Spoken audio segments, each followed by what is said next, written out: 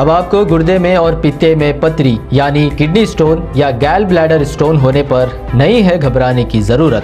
शहर हैदराबाद में सालों से इस इलाज के लिए खानदानी सिलसिले से चला आ रहा है भरोसेमंद नाम RS यूनानी फार्मेसी, जहां पर खास तौर पर पित्ते में मौजूद पथरी और दोबारा पथरी ना होने का किया जाता है मुकम्मल इलाज। आपको इस दर्द से हमेशा के लिए मिल जाएगा छुटकारा।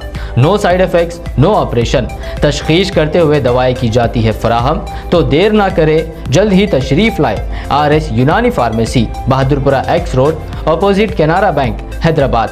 मज़ीद तफसीलात के लिए रब्त करें 9390610436 पर।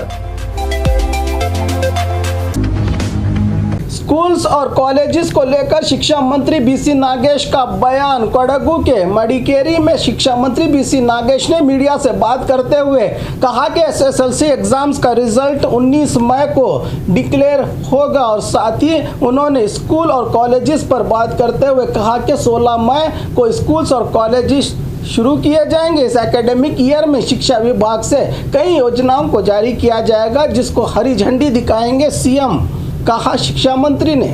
ನೆಟ್ಟಿನ ಪ್ರಿಕಾಷನರಿ ಮೆಜರ್ಸ್ ಏನೇನು ತಗಬೇಕು ಅನ್ನೋದಕ್ಕೋಸ್ಕರ ಒಂದು ಮೀಟಿಂಗ್ ಮಾಡೋದಕ್ಕೋಸ್ಕರ ಇವತ್ತು ಕೊಡಗು ಬಂದೀನಿ. ಅದಾದ ನಂತರ 2 ತಾಲೂಕುಗಳಲ್ಲಿ KDPಯನ್ನು ತಗಬೇಕು ಅಂತ ಅನ್ಕೊಂಡಿದ್ದೀನಿ.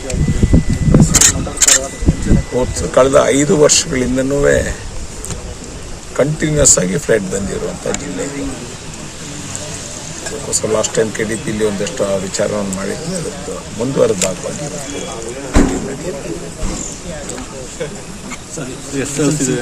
ಟೆಂತ್ ಎಕ್ಸಾಮ್ SSLCದು ಮುಂದಿನ 19ನೇ ತಾರೀಕು, ಬರುವ 19ನೇ ತಾರೀಕು ನಾವು ರಿಸಲ್ಟ್ ಕೊಡುವಂಥದ್ದು ಇದ್ದೀವಿ.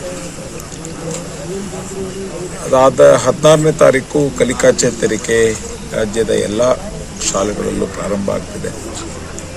ತುಮಕೂರಿನಲ್ಲಿ ಮುಖ್ಯಮಂತ್ರಿಗಳೇ ಅದನ್ನು ಉದ್ಘಾಟನೆ ಮಾಡೋದು ಮೇ 19ಕ್ಕೆ ಸರ್.